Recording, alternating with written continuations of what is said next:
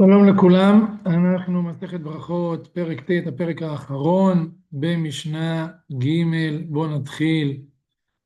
אומרת המשנה, בנה בית חדש וקנה כלים חדשים, אומר ברוך שהחיינו. אנחנו יודעים שכשאנחנו גם היום, כשקונים בגד חדש או כלי חדש, כל דבר חדש, אנחנו שמחים ורוצים להודות לקדוש ברוך הוא, אנחנו מברכים שהחיינו. אז הנה כאן המקור למשנה הזאת, אוקיי?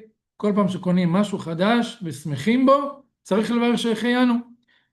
ממשיכה המשנה ואומרת, מברך על הרעה מעין הטובה, ועל הטובה מעין הרעה. מה זאת אומרת? לפעמים קורה לבן אדם מקרה שעכשיו זה רע לו, לעתיד זה יהיה טוב, אבל עכשיו זה רע. או הפוך, עכשיו זה טוב, בעתיד זה יהיה רע, אבל עכשיו זה טוב. אז הוא צריך להסתכל במקרים האלה מה קורה כרגע. אז בואו נראה לדוגמה. מברך על הרעה מעין הטובה, זאת אומרת מקרה שקרה לו שעכשיו זה רע בשבילו, למרות שבעתיד זה יהיה טוב. דוגמה, מביא פה הברטנורה, היה שיטפון מבול של מים, אוקיי? שהציף לו, היה לו שדה של תבואה, וזה הציף לו את השדה וכל התבואה נהרסה, אוקיי? אז נכון שבשנים הבאות, בגלל שהאדמה ספגה כל כך הרבה מים, היא תוציא תבואה משובחת יותר, אבל כרגע כל התבואה שלו נרכבה, כל התבואה שלו נהרסה, אז כרגע זה רע בשבילו, אז הוא יברך ברוך דיין האמת, שזה מברכים על שמועות רעות, ועל הטובה מעין הרעה, אם קרה לו מקרה טוב, שכרגע זה טוב, למרות שבעתיד זה יהיה רע, אבל כרגע זה טוב, אז הוא צריך לברך, או שהחיינו, אם זה טוב רק לו, או הטוב והמטיב, אם גם הוא וגם אחרים נהנים, זה הטוב לי והמטיב לאחרים. ואם רק הוא נהנה, כמו שאמרנו, אז הוא מברך שהחיינו. דוגמה, אומר הברטנורה, בזמנם, אדם שהיה מוצא מציאה, אז המלך, הוא היה מחליט לקחת לו, היה נותן לו מכות, מלכה אותו ולוקח לו את המציאה הזאת. אז אם הוא מצא סכום כסף גדול, אז כרגע זה טוב ויכול להשתמש בו, אבל אם המלך ישמע את זה, הוא ילכה אותו ויקח לו את זה. אז עכשיו זה טוב כי הוא מצא מציאה, וזה טוב, הוא מצא סכום כסף, אבל יכול להיות שבעתיד זה יהיה לא טוב, כי המלך ייקח לו את זה, אבל עכשיו זה טוב, הוא צריך לברך על זה שהחיינו.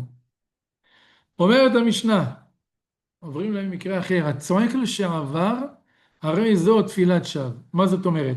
אנחנו בדרך כלל מתפללים, הקדוש ברוך הוא, תן לי בריאות, שאני אהיה בריא.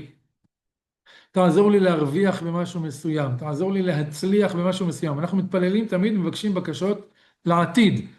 אני לא יכול להתפלל על משהו שכבר היה בעבר. זאת אומרת, אני לא יכול להגיד, הקדוש ברוך הוא תעשה שהצלחתי במשהו. אוקיי? זה לא הגיוני, זה כבר קרה. איך אני יכול להתפלל על זה? המשנה נותנת דוגמה. הצועק לשעבר, זאת אומרת, בן אדם שמתפלל על דבר לשעבר, זה תפילת שווא. אז התפילה הזאת היא כלום בעצם. כיצד, לדוגמה, הייתה אשתו מעוברת, עם אשתו בהיריון, וכבר יש לו עובר בבטן, והוא אומר, יהי רצון שתלד אשתי זכר. הרי זו תפילת שווא.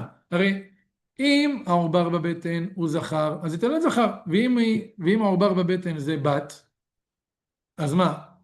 זה בת, איך היא תלד זכר? אוקיי? הרי זו תפילת שווא. דוגמה נוספת, היה בא בדרך. בן אדם היה הולך בדרך לכיוון חוזר מהעבודה, חוזר הביתה. ושמע כל צווחה בעיר.